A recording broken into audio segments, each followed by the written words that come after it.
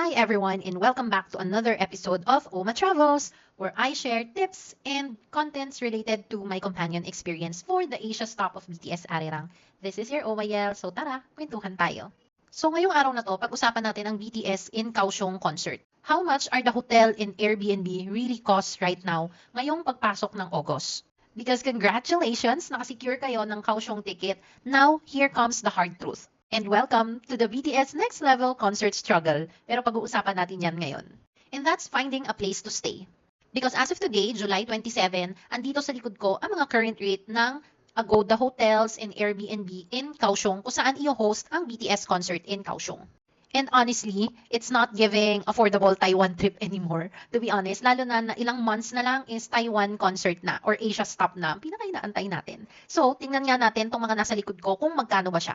So, kunyari, this hotel, the single in Kaohsiung Station, it's 22,135 for one person to guys between November 19 to 23. So 4 days kasi malamang mag-iikot ka pa naman, hindi lang yung concert talaga yung pag-i-stayan mo. So it's 22,135 and only one left. And then dito naman sa baba, medyo maganda-gandang hotel siya. So this is 94,435, Diyos ko. So 94,000, ayan naman siya. So medyo maganda-ganda siyang hotel. Ito kasing nasa taas, transit hub na to guys. Meaning talagang ano lang siya, parang maliit na dorm type na room lang siya, pero 22,000 agad. And then now we move on to Airbnb. Ito naman yung Airbnb prices guys. Nakikita nyo ba yan? Sobrang mamahal na din. Roughly around 40k, 90k, 27k per person. And tandaan nyo if kayo lang ang mag-isa, then ikaw lang ang sasagot ng lahat ng yan na pinapakita ko sa likod ko. But if you're traveling with other armies, then suddenly the math starts to make more sense. That's why I created my Kaohsiung Companion Experience this coming November. Kasi you already have the concert ticket. Actually, we already have the concert ticket and you already know that you will be going.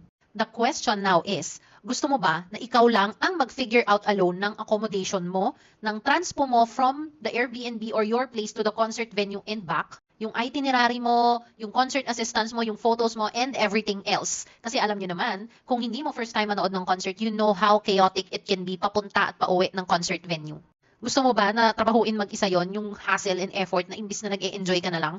If not, may isa pa namang option si Omayel. You arrive in Kaohsiung knowing that you already have a place to stay, a transportation to and from the concert venue on the day ng concert mo, and people or co-armies to experience everything with. So kung option 2 ang gusto mo, then you can send me a message. So I have a remaining 2 slots left na lang for my Kaohsiung Companion Experience and I keep it small as it is.